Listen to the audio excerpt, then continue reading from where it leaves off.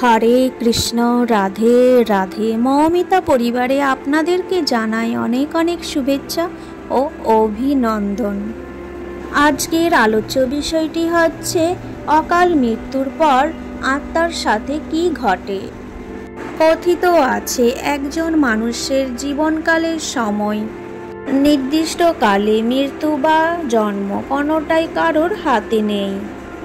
এই পৃথিবীতে যে এসেছে সে যাবেই, জন্ম হলে মৃত্যু অবধারিত। এটি একটি স্বাভাবিক জীবন ভিত্তি। বলা হয় মৃত্যু এমন এক পরিস্থিতি যেখান থেকে কোনো জীবকেই রেহাই দেওয়া হয় না।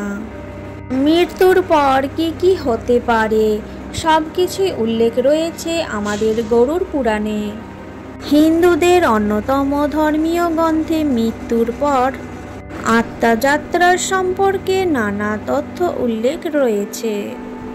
মানুষের জীবনযাপনের যেমন অনেক উপায় রয়েছে, তেমনি মৃত্যুর অনেক উপায় রয়েছে গরুড় পুরাণে।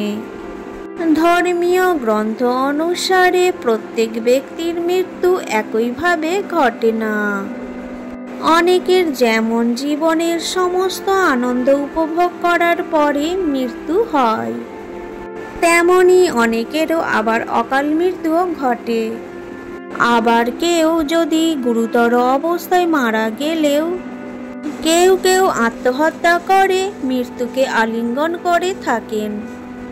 মৃত্যুর পর প্রত্যেকটি আত্মার স্বর্গ বা নরকে যাওয়া জরুরি নয়। জন্ম বা মৃত্যু ছাড়াও ভগবান বিষ্ণু গরুড় পুরাণে মৃত্যুর পরের পরিস্থিতি সম্পর্কে বেশ কিছু তথ্য উল্লেখ করে গেছেন।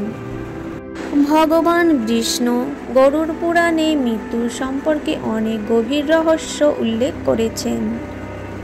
অকালে মৃত্যু হলে আত্মার সাথে কি ঘটে তাও উল্লেখ রয়েছে আমাদের গরুড় পুরাণে। কিভাবে মানুষ অকালে মারা যায়, মৃত্যুর পর সেই আত্মার জীবনে কি কি ঘটতে পারে তা আমাদের অবশ্যই জানা দরকার। গরুড় পুরাণ অনুসারে খুন, ফাঁসি, বিষপান করা, আগুনে পুড়ে যাওয়া, জলে ডুবে মৃত্যু, ভয়ঙ্কর দুর্ঘটনা, সাপের কামড়, আত্মহত্যা বা যে কোনো গুরুতর রোগে আক্রান্ত হয়ে মৃত্যু হয়। মৃত্যুর এই সমস্ত কারণগুলির মধ্যে আত্মহত্যা মহাপাপ বলে মনে করা হয়। মানুষ ঈশ্বরের দ্বারা জন্মগ্রহণ করে, তাই যদি একজন ব্যক্তি আত্মহত্যা করে তাহলে ঈশ্বরকে অপমান করা হয় বলে মনে করা হয়। গরুড় পুরাণ অনুসারে একজন ব্যক্তির জন্ম বা মৃত্যু সবই তার কর্মের উপর নির্ভর করে। কথিত আছে যে বা যারা অন্যদের সাথে দুর্ব্যবহার করে, নারীদের অপমান ও শোষণ করে, মিথ্যা বলে এবং অপকর্ম করে, তাদের ভাগ্যে অকাল মৃত্যুই লেখা থাকে। গরুড় পুরাণ অনুসারে যারা অসময়ে মারা যায় তাদের আত্মার আয়ু অসম্পূর্ণ বলে বিবেচিত হয়।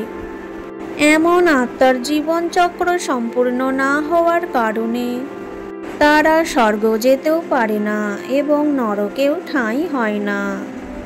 এই ধরনের আত্মাগুলি চারিপাশে ঘুরতে থাকে। ধর্মীয় শাস্ত্র মতে কোনো ব্যক্তির অকাল মৃত্যু হলে ভূত, প্রেত, পিশাচ, রাক্ষস বা বেতাল অবস্থায় বিচরণ করে। আজকের এই ভিডিওটি এই পর্যন্তই থাকলো। সকলেই ভালো থাকবেন, সুস্থ থাকবেন। শ্রোতা বন্ধুরা, ভিডিওটি যদি ভালো লেগে থাকে অবশ্যই একটি লাইক এবং কমেন্টে জানান জয় শ্রী কৃষ্ণ।